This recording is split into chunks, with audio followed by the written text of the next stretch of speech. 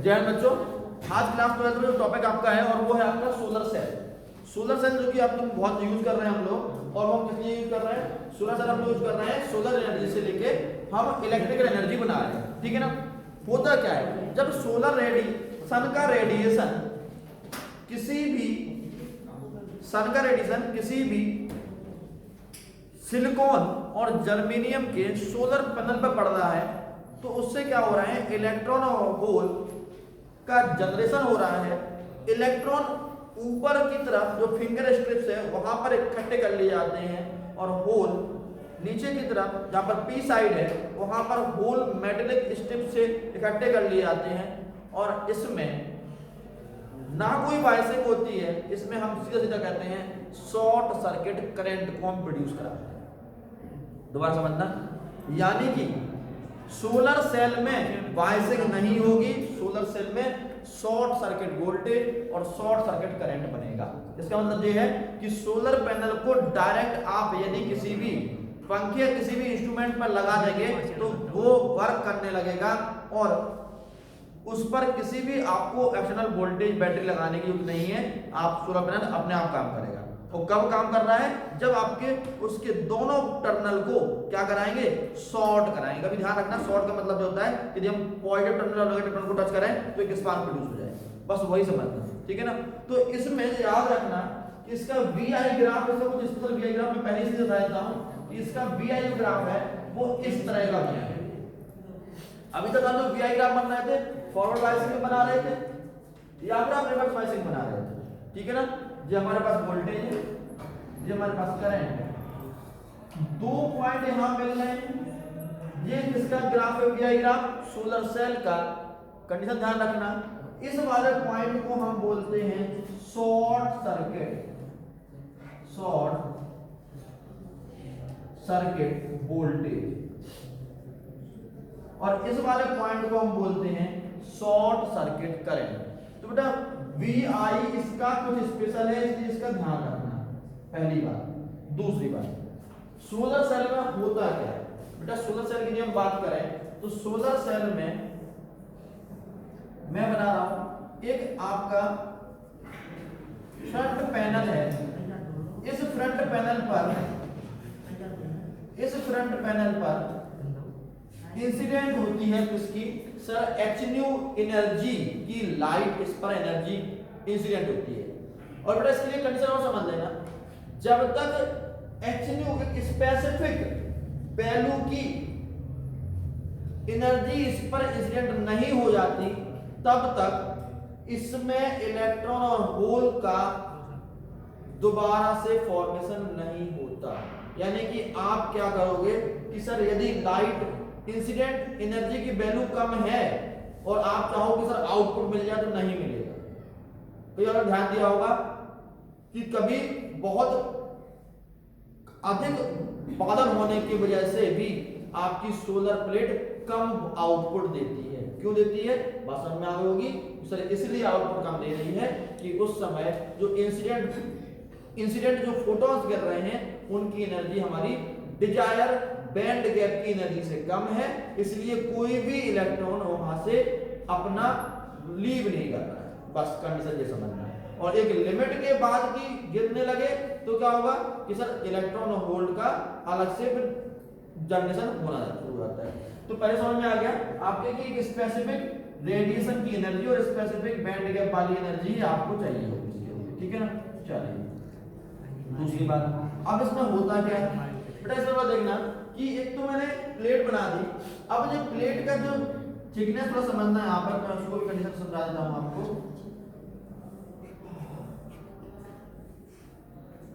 देखो बेटा, ये तुम्हारे ऊपर है एन साइड, दिखाई दे रहा है ऊपर एन, ऊपर वाला होगा एन साइड और नीचे वाला इसमें होगा पी साइड। दो प्लेट को, एक ऊपर एन साइड और नीचे वाले पी साइड के सेमीकंडक्टर को बहुत पतली लेयर बना के हमने फिक्स कर दी। अब क्या किया? अब एक काम और किया बेटा, यहां पर हमने फिंगर यानी कि उंगलियों ऐसे इलेक्ट्रोड लगा दिए और यहां पर हमने एक वायर लगा दिया कि जो भी इलेक्ट्रॉन एन साइड में जनरेट हो रहे हैं, दोबारा वर्ड बोल रहा हूं, जो भी इलेक्ट्रॉन एन साइड में जनरेट हो रहे हैं वो इन उंगलियों से, फिंगर टाइप की जो मेटलिक कांटेक्ट हैं, इनसे कलेक्ट कर लिए जाए और इनको यहां पर इकट्ठा कर दिया जाए। बात समझ में आ गई? फिर क्या होगा सर, कुछ होल्स पी साइड में जनरेट होंगे, जब एनर्जी गिरेगी, एचनीयू एनर्जी गिरेगी जिसकी वैल्यू बैंड गैप से ज्यादा है, तो कुछ होल्स पी साइड में भी जनरेट होंगे, और पी साइड में जनरेट होने वाले होल्स के लिए हमने एक मेटल, नीचे एक मेटल लगा दिया, नीचे एक मेटल लगा दिया हम लोगों ने, क्योंकि पी साइड के सारे होल को अपनी तरफ कलेक्ट कर ले, ठीक है ना। और इसको हमने अलग से किसी कांटेक्ट पर लगा के और हमने वायर लगा के रख दिया।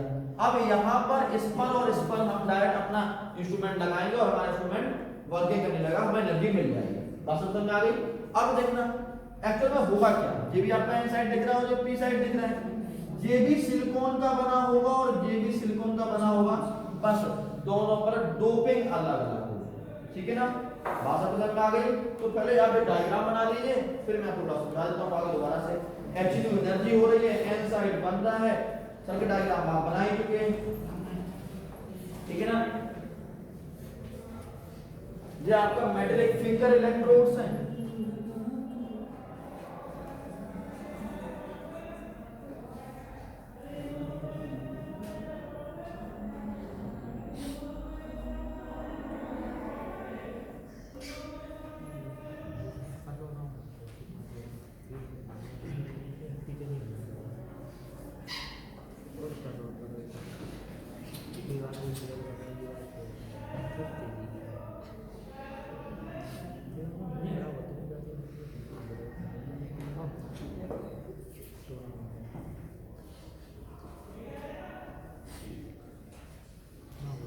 ठीक है। डायग्राम बन गया होगा।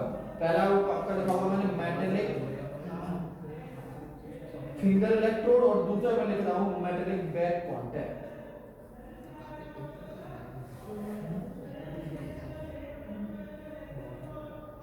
चलिए इसमें लिखना बेटा, 16 से पहले पॉइंट डालना, a device which convert solar energy into electrical energy, solar energy into electrical energy.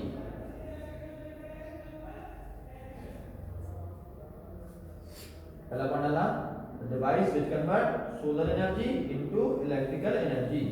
दूसरा पॉइंट डाला बेटा, it is a PN junction, it is a PN junction which generate EMF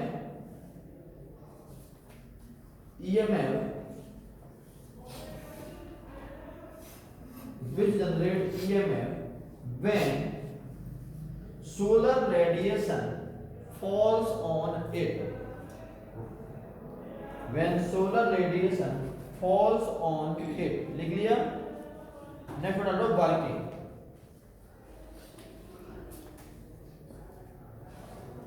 working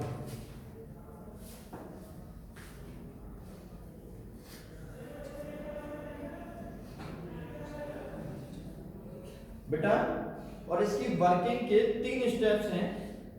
working के 3 steps word to word exam में पूछे जाते हैं। पहला step डालो बेटा वर्किंग का, फर्स्ट स्टेप जनरेशन ऑफ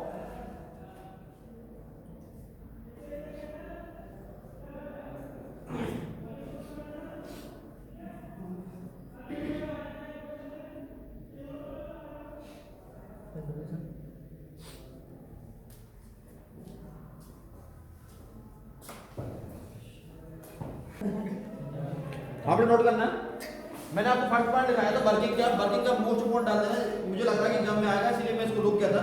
दोबारा कंटिन्यू करो बेटा, वर्किंग का पहला पॉइंट डालना बेटा। यदि एग्जाम पूछा कि सोलर सेल की वर्किंग कितने स्टेप्स को फॉलो करके बनती है, 3 स्टेप्स को फॉलो करके बनती है, इसी को ध्यान रखना। मैं दोबारा पार्ट बोल रहा हूँ, 3 स्टेप्स को फॉलो करते लगती है, आपको 3 स्टेप्स को वर्ड टू वर्ड याद रखना है, ठीक है ना। मैं दोबारा बोल देता हूँ कि फर्स्ट स्टेप मैंने बोला था generation of electron hole pair, इसको अंडरलाइन करो पूरी लाइन को, generation of electron hole pair, generation of electron hole pair लिख लिया। अब इस पे एक डैश लगा के लिखना, electron hole pair generate due to light energy h nu more than band gap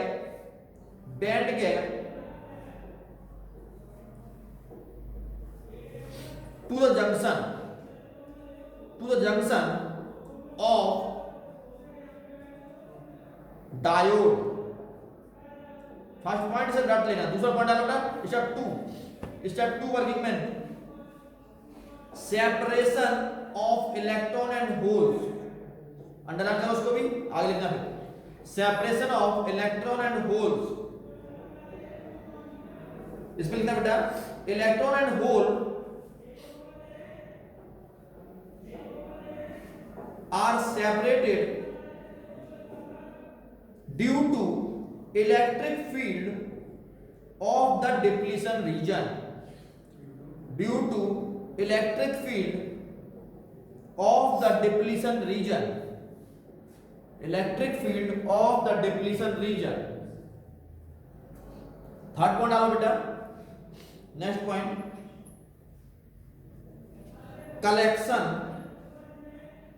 of electron and holes, collection of electron and holes। third point electron reaches the n side are collected by मैं repeat कर रहा हूं electron reaches the n side are collected by front contact and hole reaches p side are collected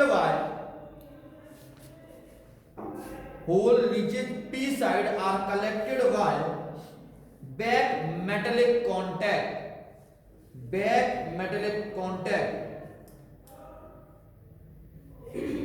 next line लिखना, last line बोल रहा हूं, next line लिखना so p side become positive and n side become negative, give rise to n side become negative, give rise to a photovoltage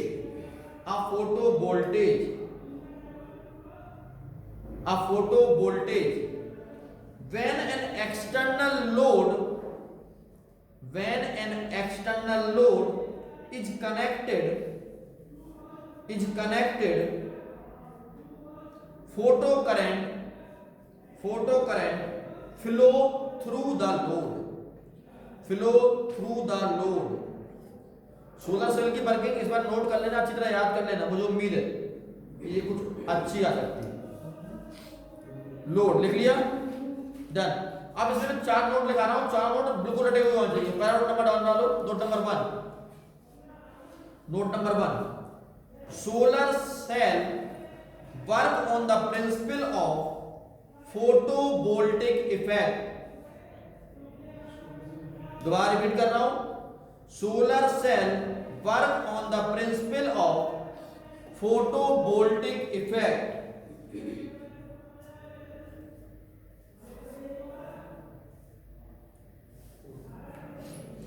दूसरा पढ़ा लगता in solar cell no external biasing is applied the junction। in solar cell no external biasing is applied the junction। done। Note number 3 डालो बेटा, solar cell does not draw any current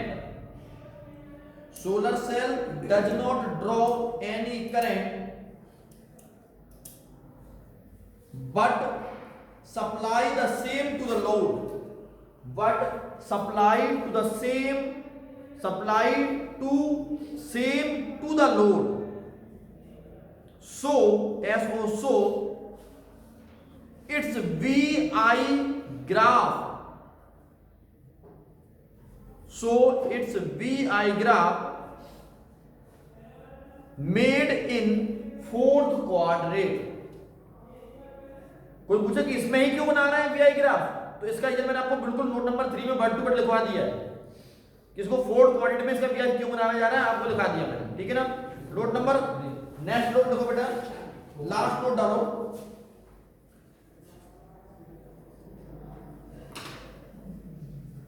solar conductor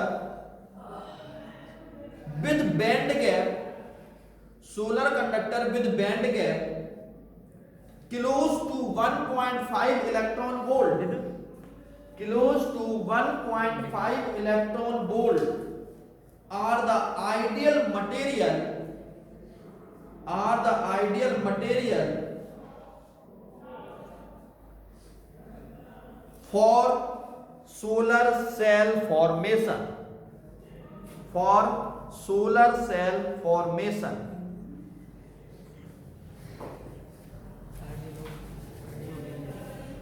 ठीक है ना बेटा, एक question में अब आपको क्वेश्चन दिखा रहा हूं, इस क्वेश्चन का आंसर लिखिए, क्वेश्चन भी लिखा देता हूं। ये एक बार अभी तक आ चुका है 2 मार्क्स में, ठीक है ना। क्वेश्चन लिखना बेटा, क्वेश्चन में बोल रहा हूं, which characteristics is required for selecting material for a solar cell, Hindi में बोल देता हूं, हमें यदि सोलर सेल का मटेरियल रिक्वायर्ड है, चाहिए, तो हम किन किन कंडीशन को ध्यान रखेंगे, हमारे लिए कौन कौन सी कंडीशन ध्यान रखेंगे। इसकी 5 कंडीशन है। फर्स्ट कंडीशन डालिए, नंबर 1 कंडीशन डालिए, सीधा आंसर लिखिए। आंसर नंबर 1, आंसर लिखिए नंबर 1 बेटा, band gap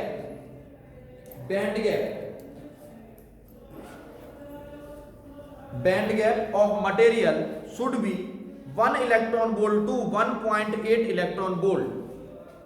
Band gap of material should be 1 electron volt to TO2 1.8 electron volt.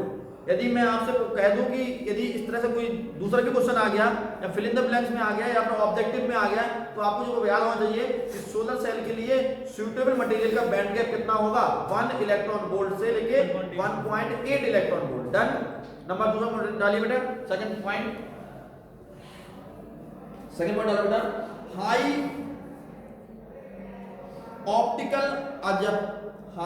Optical absorption, ABSORPTION, high optical absorption, मैंने अभी मतलब इनटेक करना, लेना, ठीक है ना, ध्यान रखना इस चीज को। और इसकी वैल्यू लिखना बेटा 10 to the power 4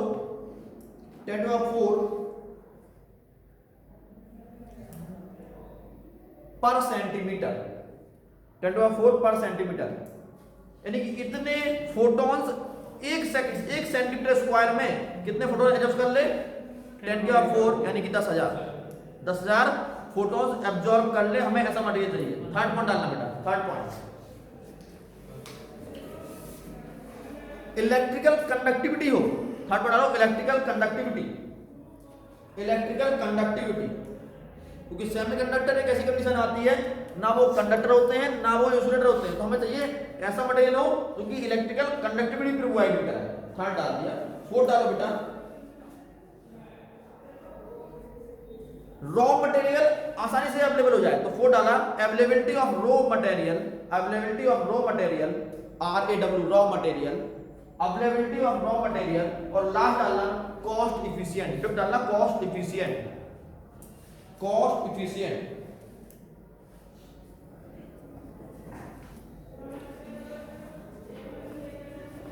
एक नोट डाल देना लास्ट में, satellite and space vehicle also used, satellite and space vehicle also use satellite and space vehicle also use solar energy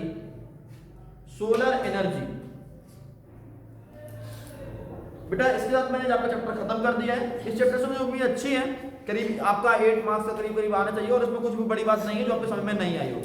मैं अपना बेस्ट दे रहा हूं, आपको भी अपना बेस्ट देना है।